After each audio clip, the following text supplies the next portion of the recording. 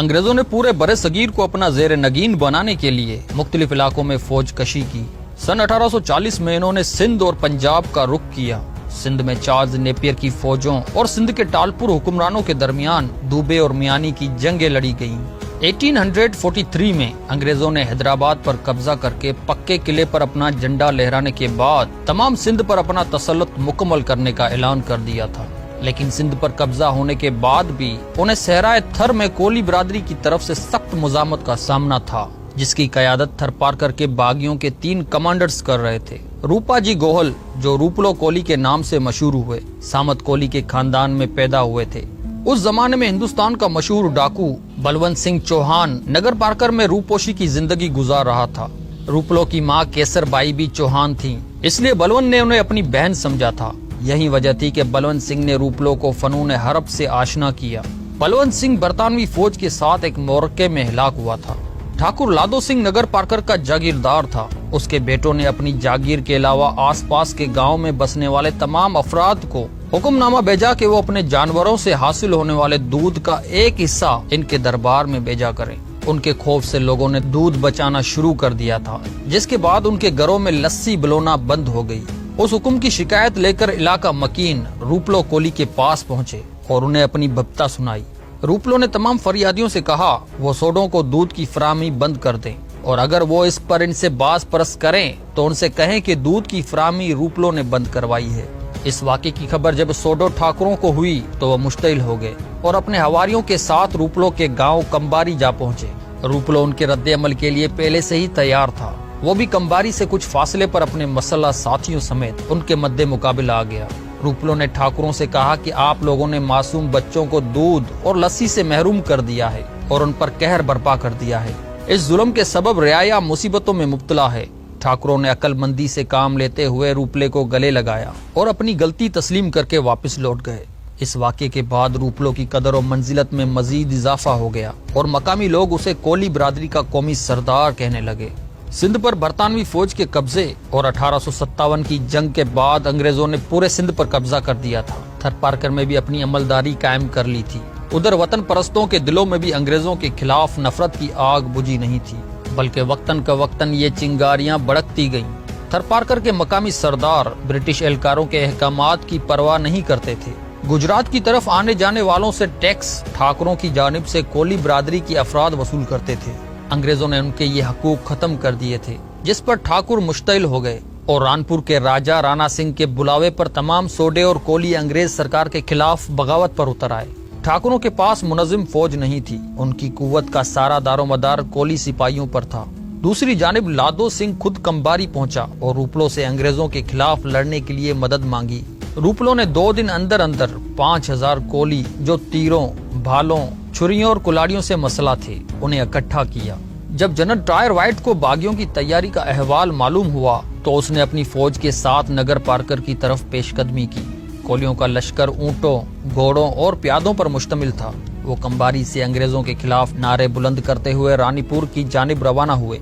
15 अप्रैल 1859 की शब रूपलो ने जनरल ट्रायर के लश्कर पर अचानक हमला कर दिया, जिसके नतीजे में अंग्रेज फौज के बेशुमार सिपाही हिलाक हुए, जबकि बचने वाले फौजी फरार हो गए।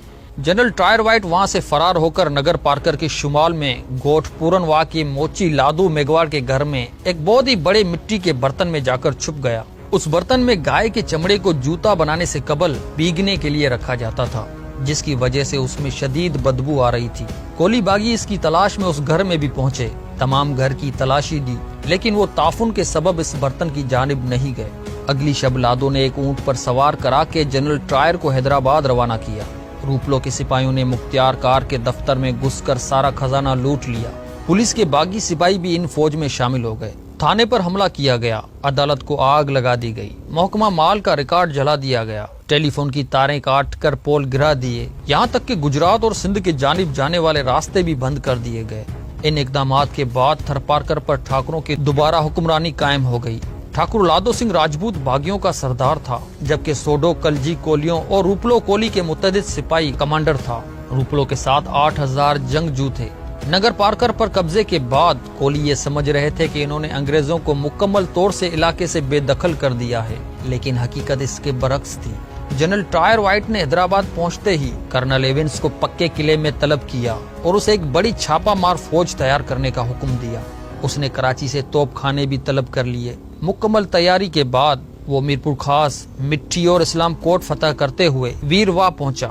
वहां पहुंचकर उसने ठाकुर लादो सिंह से लश्कर में शामिल राजपूत सिपाहियों से राब्ता किया और उन्हें जागीर, माल और दौलत का लालच देकर अपने साथ मिला लिया और नगर पाकर पर हमला आवर हो गया। कोली सिपाह को दो तरफा हमलों का सामना था। एक जानिब राजपूतों ने उन पर योरश की थी, दूसरी तरफ बरतानवी फौज जदीद हथियारों और तोपखाने से लैस इन पर हमला आवर हुई थी। हुर्रियत पसंदों ने रिवायती असला, तलवार, तीर, नेजों और भालों की मदद से काफी देर तक अंग्रेज फौजों का मुकाबला किया। सोडो कलजी इस लड़ाई में मारा गया, जबकि ठाकुर लादो सिंह को गिरफ्तार करके कैद कर लिया गया। रूपलो कोली अपने वफादार साथियों के साथ वहां से फरार होकर कारुंजर की पहाड़ियों में रूपोश हो गया। जनरल टायर वाइट ने नगर पार करके करीब चंदनगढ़ पर तोपखाने के साथ हमला किया और उसे तबाह बर्बाद करने के बाद वहां की आबादी को हिरासत में लेकर रूपलो के बारे में मालूमात हासिल की।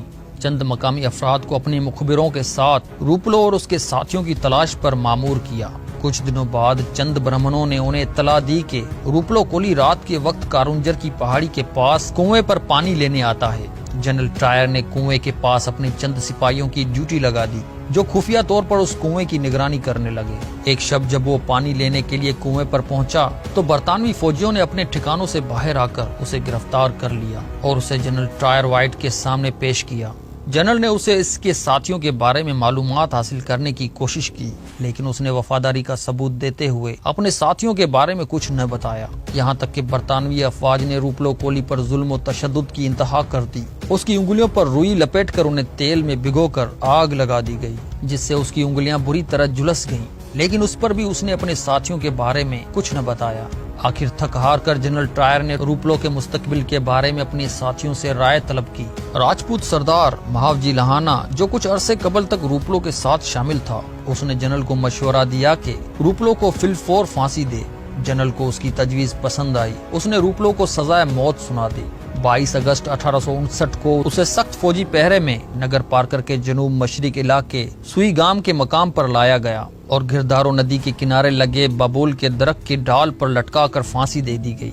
रूपलो कोली की मौत के बाद उसकी लाश गायब कर दी गई। उसकी वालदा केसर बाई, बीवी हेमनावती और दीगर लवाहिकीन हिजरत करके कुनरी आ गए। पाकिस्तान बनने के बाद उसके पोते दोबारा नगर पारकर में मुकीम हो गए, जहां वो गुर्बत की जिंदगी गुजारते रहे। उनकी पड़पोती कृष्णा कोली उर्फ किशुबाई 12 मार्च 2018 में पाकिस्तान की पहली हिंदू दिल्लत खातून सेनेटर मुंतखब हुई। रूपलो कोली का यौम वफात हर साल 22 अगस्त को मनाया जाता है, लेकिन कारुंजर के पहाड़ आज भी रूपलो कोली की बहादुरी की याद दिलाता है।